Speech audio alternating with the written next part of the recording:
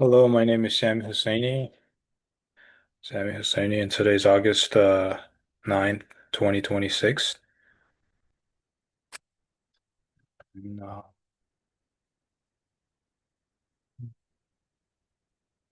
Right. And today for my unit 4 case connection presentation, I chose the case 1 and case 4. Case 1 focuses on high ammonia and the urocycle. Case 4 focuses on tryptophan, serotonin, melatonin, tyrosine, and catecholamines. Catecholamines.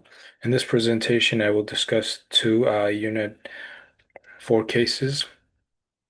The first case is about the newborn with the severe high ammonia, which suggests a urine cycle disorder. The second case is about the young adult with the low tryptophan, low 5 HIAA, borderline low tyrosine, poor sleep, and mild depression. Both cases connect to amino acid metabolism. Case 1 focuses on nitrogen removal and ammonia toxicity. Case 4 focuses on high amino acid help how amino acid help make neurotransmitter that affects sleep, mood, and stress. All right, the newborn appeared normal at birth, but within 24 hours, she developed lethargy, hyperthermia, and apnea.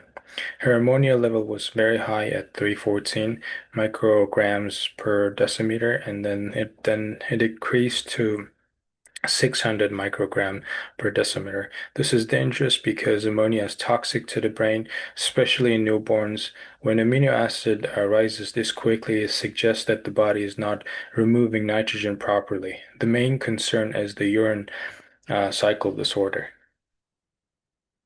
Normally, nitrogen from amino acid breakdown should be converted into uro and then removed from the body. If that pathway is blocked, amino builds up and can cause severe neurological system neurological symptoms, sorry. Uh, and then nitrogen transfer. So the body normally remove nitrogen in a few important ways. First, transamination. Transfer amino groups from amino acid to alpha keto acid. This helps collects nitrogen mainly as a glutamate. Glutamate uh, dehydrogenase can remove nitrogen from the glutamate and release free ammonia in the mitochondria. That amino that ammonia can then enter the urocycle and the liver. Glutamine synthesis help make glutamine from glutamate and ammonia. This is safer because glutamine can travel to the blood without uh, being as toxic as free ammonia. The glutamines can break glutamine back to glutamate and ammonia in the liver or kidney. And the liver ammonia can enter the urocycle. Nitrogen transfer is also connected to the fasting. During fasting, muscle can send nitrogen to the liver as alanine, and the liver alanine becomes pyruvate, which can help make glucose.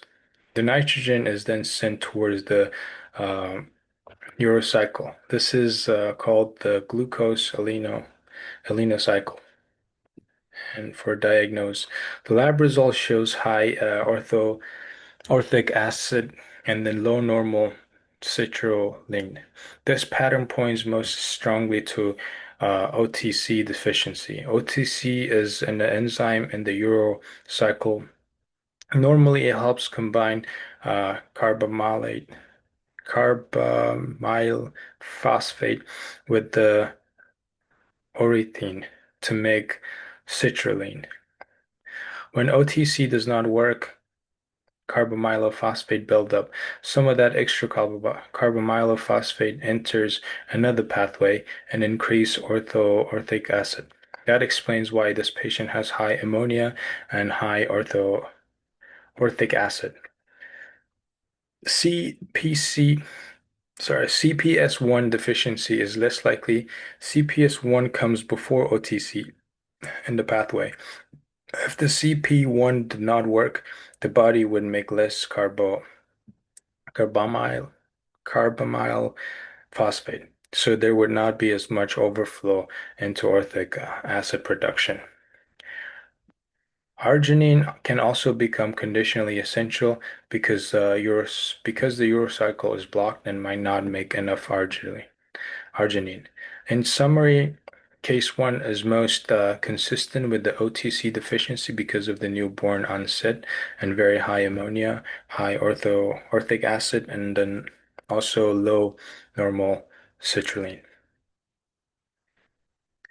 And then for the case four is about a 23-year-old man with fatigue, mild depression, trouble falling asleep. He feels wired but tired at night. His hemoglobin is normal, so amino is less likely. His THS is normal, so thyroid disease is less likely. His lab showed um, tryptophan, borderline low tyrosines, and low if urine 5 HIAA. These finding points more towards amino acid and then neurotransmitter metabolism. This mattered because amino acid do more than build protein. Tryptophan help make serotonin and melatonin, which connects to the mood and the sleep. Tyrosine helps make dopamine, norepinephrine, epinephrine, which connects to the energy and the stress response. Tryptophan pathway. The neurotransmitter made directly from the tryptophan is in the brain as the serotonin. Tryptophan is first converted to 5-hydroxy tryptophan, and then it is converted to serotonin. Serotonin helps with mood, sleep, appetite, and other brain function. The major serotonin breakdown product majored in the urine is 5-HIAA. Since this patient's 5-HIAA is low, this supports the idea that serotonin production or turnover might be low. Serotonin can also be converted into melatonin mainly in the pineal gland. The key enzyme is the AANAT. Melatonin helps signal nighttime and supports the sleep-wake cycle.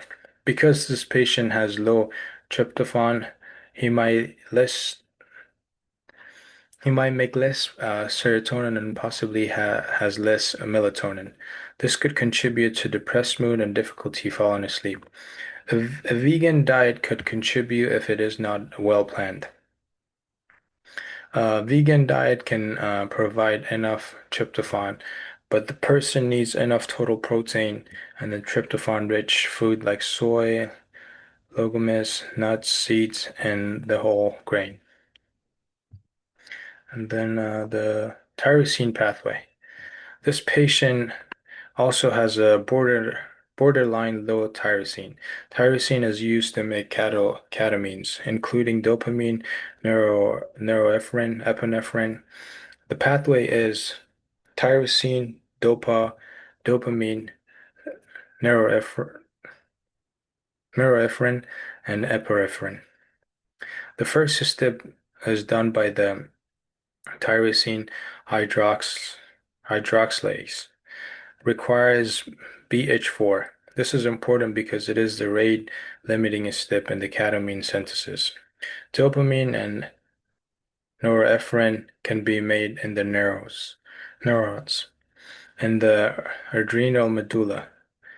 Norepinephrine can be converted into epinephrine by PNMT. This connects tyrosine metabolism to the sympathetic nervous system and flight or fight system response. Borderline low tyrosine might reduce the starting material needed to make these catamines, especially during the stress. This could contribute to fatigue, poor concentration, or stress-related symptoms. However, tyrosine alone does not explain everything because stress, sleep, and diet also matters. And then for the conclusion, And the conclusion in these two cases show how amino acid metabolism affects different part of the body. Case one is mainly nitrogen disposal problem. The newborn has a very high ammonia, high orthotic acid, and low normal citrulline. This fits with the OTC deficiency. CPS1 deficiency is less likely because it would not usually cause high orthotic acid. Our gene can become conditionally essential because the ural cycle is not working normally. And case four is mainly amino acid and neurotransmitter problem. Low tryptophan might reduce serotonin and melatonin, which can affect sleep and mood. Borderline tyrosine may affect the catamine synthesis, which can affect the energy and the stress response.